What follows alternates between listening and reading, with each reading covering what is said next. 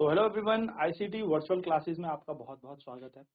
तो जैसे कि आप जानते हैं, हम पढ़ रहे थे ध्वनि यानी कि साउंड, और आज हम बात करेंगे जो साउंड होता है वो लॉन्गिट्यूडनल वेव होता है उसके बारे में। ठीक है, यानी कि जो हमारे पास ध्वनि है वो अनुदैर्घ्य तरंगें होती हैं। ठीक है, तो बात करेंगे अनुदैर्घ्य तरंगें क्या होती हैं। तो जैसे कि आपको यहाँ पर एक डायग्राम दिख रहा होगा। जब आपने इस डायग्राम को देखा तो आपने कई बार स्प्रिंग अपने हाथों में पकड़ के देखी होगी। स्प्रिंग होती है, जो स्प्रिंग बेसिकली इसको हम खींच सकते हैं, दबा सकते हैं। पेन में भी हमारे पास क्या आती है, स्प्रिंग आती है। तो स्प्रिंग को आप भली भांति जानते होंगे। तो जब ये है एक नॉर्मल स्प्रिंग, ठीक है, ये है एक नॉर्मल स्प्रिंग, और जब आप इस स्प्रिंग को क्या करेंगे, खींचेंगे, और जब आप इस स्प्रिंग को दबाएंगे तो आप एक चीज या एक काम करो, इस स्प्रिंग को पकड़ो और छोड़ दो, तो स्प्रिंग क्या करेगी, पास दूर पास दूर पास दूर इस तरीके से बेसिकली चलेगी। तो जब ये स्प्रिंग के सारे कण पास पास होंगे, यानी कि जब स्प्रिंग कुछ इस तरीके से होगी, पिचकी हुई, तो इसको हम कंप्रेशन बोलते हैं, यानी कि संपीड्यता कहते हैं, संपीडन। और जब ये स्प्रिंग दूर दूर होंगी, यानी कि जब स्प्रिंग को हम खींचते हैं तो सारे कण दूर दूर होते हैं, है ना, तो उस केस को हम कहते हैं रेयरफेक्शन, यानी कि विरलता। तो बेसिकली आप यहाँ पर देखेंगे, जो लॉन्गिट्यूडनल वेव है, जो अनुदैर्घ्य तरंगे हैं, ये कंप्रेशन रेयरफेक्शन के फॉर्म में चलती है। यानी कि जो लॉन्गिट्यूडनल वेव है वो क्या करेंगी, जब ये पूरी की पूरी कॉइल, यानी कि स्प्रिंग जब पास पास आ जाएगी, क्लोज आ जाएगी, तो कंप्रेशन बनाएगी। ठीक है, और जब वो दूर दूर हो जाएंगी, यानी कि फर्दर अपार्ट हो जाएंगी, ऐसे रीजन को, ऐसे जगह को, ऐसे स्प्रिंग के उस क्षेत्र को हम कहेंगे रेयरफेक्शन, यानी कि विरल। ठीक है, तो आपको ये डायग्राम बनाने हैं एंड ये पॉइंट नोट करना है। फिर मैं थोड़ी और कंप्रेशन और रेयरफेक्शन की बात करूंगा, यानी कि फिर हम थोड़ी और संपीड्यता की और विरलता की बात करेंगे। पहले से नोट करेंगे फटाफट से। लॉन्गिट्यूडनल वेव होती है, उन्हें हम अनुदैर्घ्य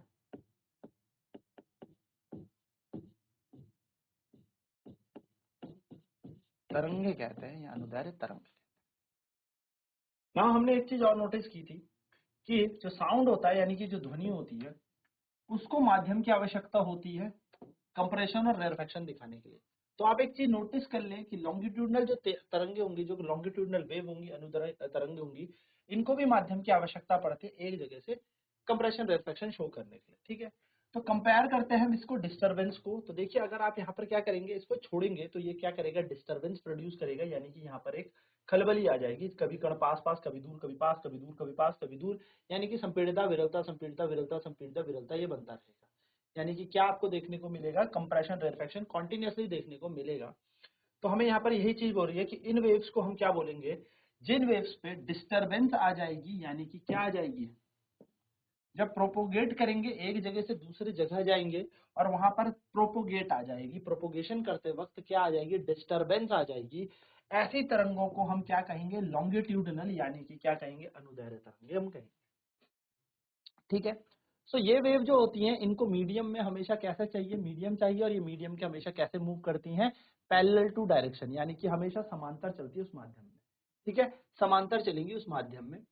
यहाँ पर जो कण है वो एक जगह से दूसरी जगह नहीं जाते, बस सिंपली ऑसिलेट होते हैं आगे और पीछे अपनी पोजीशन से। यानी कि यहाँ पर जो कण है वो क्या करेगा, ये कण एनर्जी लेके आगे वाले कण पे जाएगा और उसके बाद ये कण वापस आ जाएगा। यानी कि कण अपनी एक जगह से दूसरी जगह सिर्फ क्या करेगा, एनर्जी ट्रांसफर करने जाएगा, और फिर ये कण दोबारा यहाँ पहुंचकर वापस आ जाएगा। यानी कि यहाँ पर कणों का मूवमेंट नहीं हो रहा, यहाँ पे कण चलते नहीं है, यहाँ पे कण सिर्फ ऑसिलेट करते हैं, आगे पीछे आगे पीछे आगे पीछे, बेसिकली क्या कर रहे हैं, यहाँ पर दोलन कर रहे हैं, ऑसिलेट कर रहे हैं। ठीक है, सो इसी तरीके से बेसिकली हम कह सकते हैं कि साउंड भी चलता है, एंड हम कह सकते हैं कि साउंड क्या है, एक लॉन्गिट्यूडनल वेव है, ध्वनि जो है वो एक अनुदैर्घ्य तरंग है। ठीक है, एक वेव और होती है जिसको हम कहते हैं ट्रांसवर्स वेव, अनुप्रस्थ तरंग। एक तरीके की तरंग और होती है जिसको हम कहते हैं ट्रांसवर्स वेव, यानी कि अनुप्रस्थ तरंगे। In transverse wave particle do not oscillate along the direction of wave propagation but oscillate up and down their mean position as wave travel. Transverse wave में पार्टिकल जो है वो अप और डाउन मूव करता है और वेव कुछ इस तरीके से बनती है जैसे कि आप लोगों ने रस्सी को भी देखा होगा।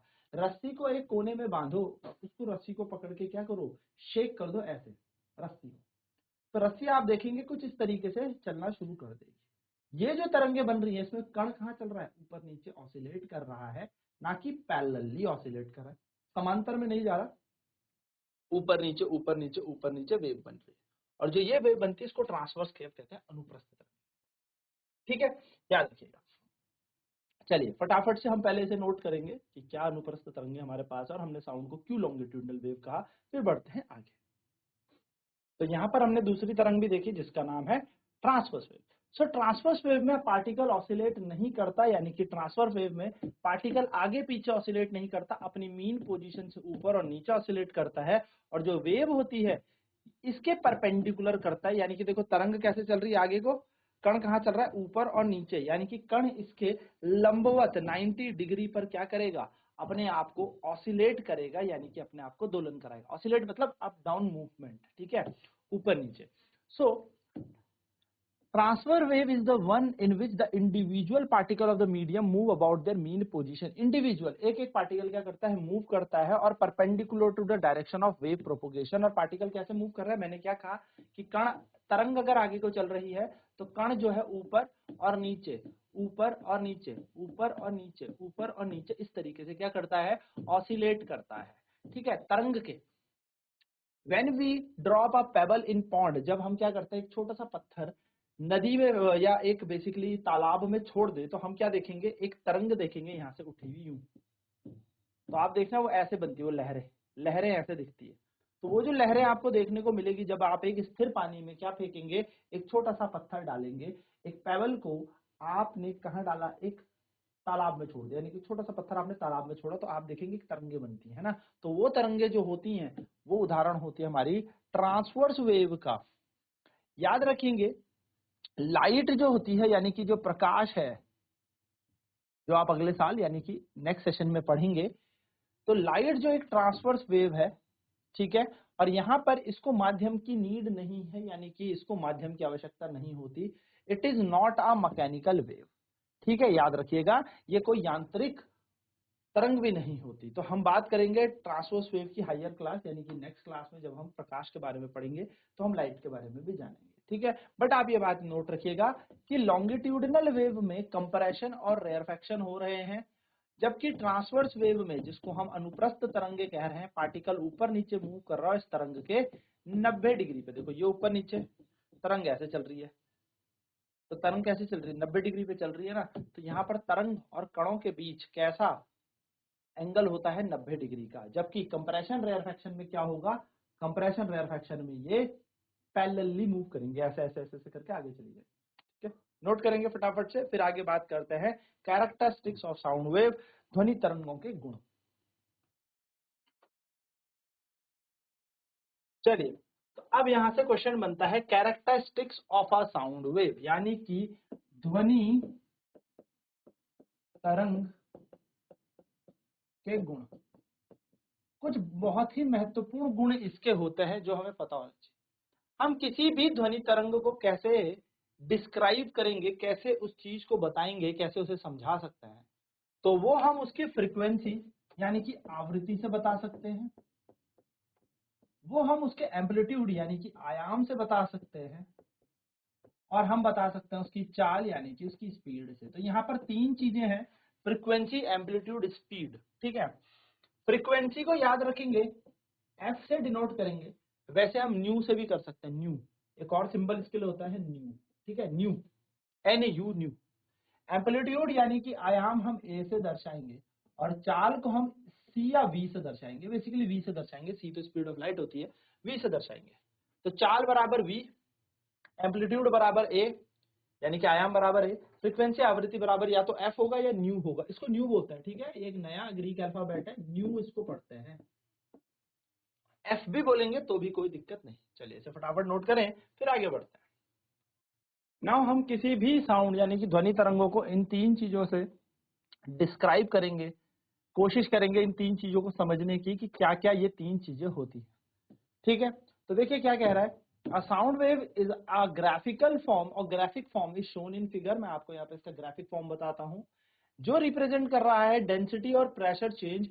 Sound move in the medium. जब होता क्या है, जब ध्वनि चलती है ना, तो ध्वनि क्या करती है, घनत्व और दबाव या दाब हम जिसे कहते हैं, इसको चेंज करती है। देखो कंप्रेशन हुआ, किसी को पिचका दोगे यानी कि सारे कण जहां पर पास पास पास पास पास हो जाएंगे। तो नोट रखें, जो कंप्रेशन होता है यानी कि जो संपीड़िता होती है, इसे नोट करें, जो संपीड़िता होती है, जो संपीड़िता होती है, ये ऐसा रीजन होता है, क्षेत्र होता है जहां पर हाई प्रेशर और हाई डेंसिटी होती है। ठीक है, याद रखेंगे, जहां पर हाई प्रेशर और हाई डेंसिटी होती। मैं यहाँ पे लिखवा देता हूं आपको नोट एक छोटा सा। ठीक है, कंप्रेशन एक ऐसा रीजन होता है, एक ऐसी जगह होती है, कंप्रेशन एक ऐसी जगह होती है जिसको हम संपीड़िता कह रहे हैं,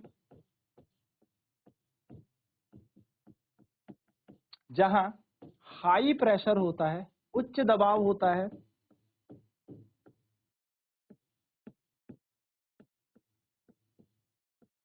और जहां हाई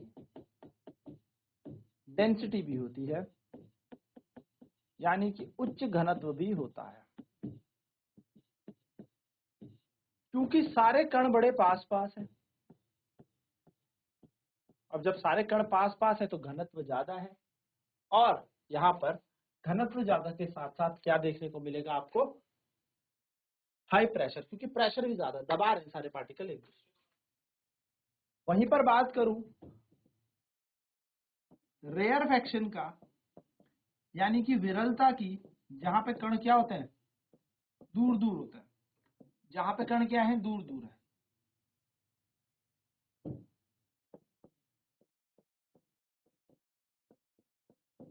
तो ये कैसा रीजन होता है, लो प्रेशर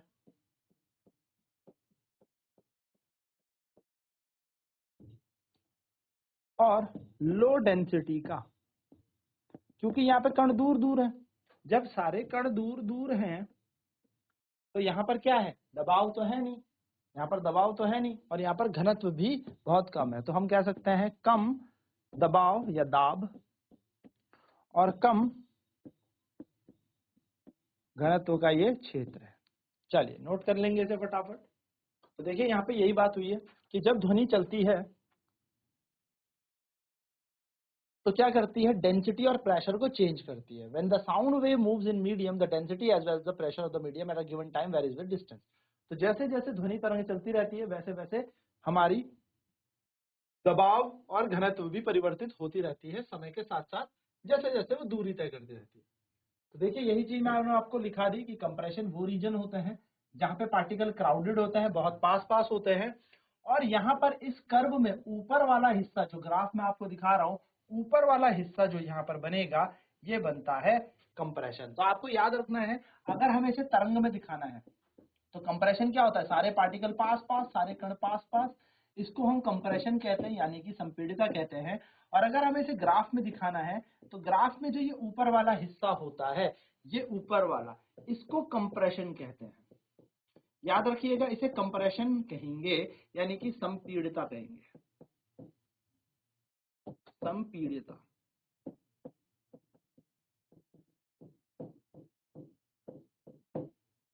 और जो ये नीचे वाला रीजन जाएगा इसको हम रेयरफेक्शन कहेंगे। हालांकि इसको दूसरे नाम से भी जानेंगे अभी, ठीक है, इनके दूसरे नाम भी जानेंगे जिसको हम क्रस्ट और ट्रफ बोलते हैं, यानी कि शिखर और गर्त भी कहेंगे। लेकिन याद रखना, अगर आपसे पूछा जाए इस ग्राफ में कंप्रेशन कहाँ है, रेयरफेक्शन कहाँ है, संपीड़िता कहाँ पे है, विरलता कहाँ पे है, तो ये चलिए फटाफट से इन्हें बनाएंगे, ये बहुत इंपॉर्टेंट सी चीज है। तो ऊपर वाला हिस्सा ग्राफ में क्या बताता है, ऊपर वाला हिस्सा हमें बताता है कंप्रेशन, और नीचे वाला हिस्सा क्या बताएगा, रेयरफेक्शन। ठीक है, चलिए, तो ये बात बेसिकली हमने यहाँ पे देख ली कि जो अपर पार्ट है इस ग्राफ में वो हमें क्या बता रहा है, अपर पार्ट हमें वही बताता है। तो पीक रिप्रेजेंट मैक्सिमम कंप्रेशन, जो ऊपर का हिस्सा है वो सबसे ज्यादा कंप्रेशन बता रहा है, ठीक है, मैक्सिमम कंप्रेशन।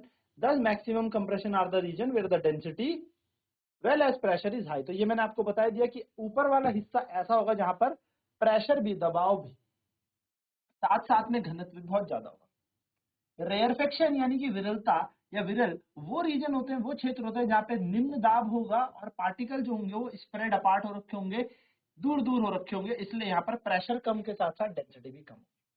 ठीक है, नाउ याद रखेंगे एक छोटी सी चीज कि जब हम ग्राफ को बनाएंगे तो हमें एक चीज और भी याद रखनी है कि ऊपर वाले को तो हम चलो क्रस्ट एंड ट्रफ बोली रेयरफेक्शन और कंप्रेशन के हिसाब से तो जान ही रहे हैं, इनका एक दूसरा नाम भी होता है।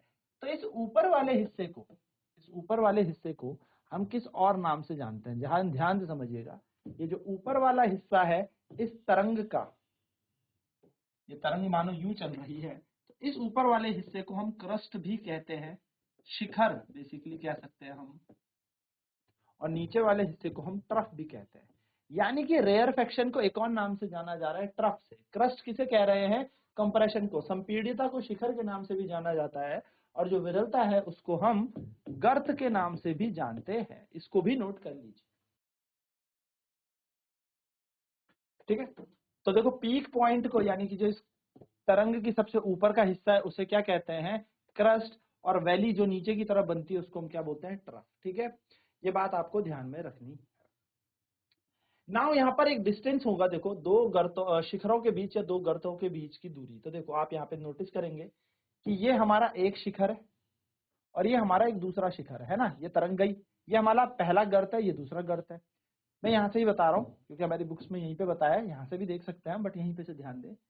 तो एक शिखर से दूसरे शिखर तक की दूरी, पहले से दूसरे तक की दूरी, यानी कि पहले क्रस्ट से दूसरे क्रस्ट तक की दूरी को हम वेवलेंथ कहते हैं। वेवलेंथ क्या कहते हैं, वेवलेंथ, तरंग दैर्घ्य, तरंग दैर्घ्य यानी कि लैम्डा।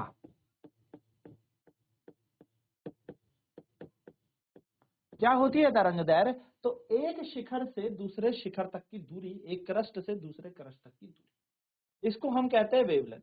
या फिर हम इसको कह सकते हैं, एक गर्त से दूसरे गर्त तक की दूरी को भी हम वेवलेंथ ही कहते हैं। यानी कि तरंग दैर्घ्य क्या होती है, तरंग दैर्घ्य यानी कि वेवलेंथ, वेव की लंबाई। तो वेव की लंबाई कहां से कहां तक देखोगे, यहां से यहां तक एक वेव की लंबाई। कंप्लीट वेव ये होती है, देखो एक तरंग है ना, ये होती है जिसमें एक शिखर और एक गर्त होता है, इसको एक तरंग कहते हैं। ये एक वेव है, एक वेव कह लीजिए, एक ऑसिलेशन कह लीजिए, एक दोलन कह लीजिए, एक तरंग कह लीजिए, या एक यहाँ पर वाइब्रेशन कह लीजिए, कंपन कह लीजिए। तो एक कंपन ये है, जब एक क्रस्ट और एक ट्रफ बनता है, यानी कि एक कंप्रेशन एक रेयरफेक्शन होता है, यानी कि एक गर्त और एक शिखर बनता है ना, एक संपीड़ितता और एक विरलता बनती है, तो उसको हम एक तरंग, एक दोलन, एक कंपन कहते हैं। यानी कि it is known as one wave, one vibration, one oscillation. Simple. तो ये बात आपको ध्यान में रखनी है। तो वेवलेंथ क्या होती है, वेवलेंथ बेसिकली एक क्रस्ट से दूसरे क्रस्ट तक की दूरी, the distance between two consecutive crest या distance between two consecutive trough. दो लगातार शिखर के बीच की दूरी को हम तरंगदैर्घ्य लैम्डा कहेंगे। लैम्डा एक ग्रीक अल्फाबेट है, लैम्डा, ठीक है। लैम्डा ऐसे बनता है, ये है लैम्डा, ठीक है। इसको लैम्डा बोलते हैं इसे, लेकिन ये यहाँ पे क्या डिनोट कर रहा है, क्या रिप्रेजेंट कर रहा है, किस चीज का यहाँ पर ये रिप्रेजेंटेशन कर रहा है, वो है वेवलेंथ। तो लैम्डा का मतलब होता है तरंगदैर्घ्य यानी कि वेवलेंथ। ठीक है, चलिए फटाफट से इस डायग्राम में ये तरंगदैर्घ्य भी बना लीजिए। चलिए, तो इसके आगे की चर्चा, जिसमें हम बेसिकली अब फ्रीक्वेंसी के बारे में जानेंगे, एम्पलीट्यूड के बारे में जानेंगे, टाइम पीरियड के बारे में जानेंगे, बहुत सारी चीजों पे हमने चर्चा की। तो आज इतना ही करेंगे, कल आने वाली क्लास में हम इसके आगे और चर्चा करेंगे। तो आईसीटी वर्चुअल क्लासेस में जुड़ने के लिए बहुत बहुत धन्यवाद। आपका दिन शुभ।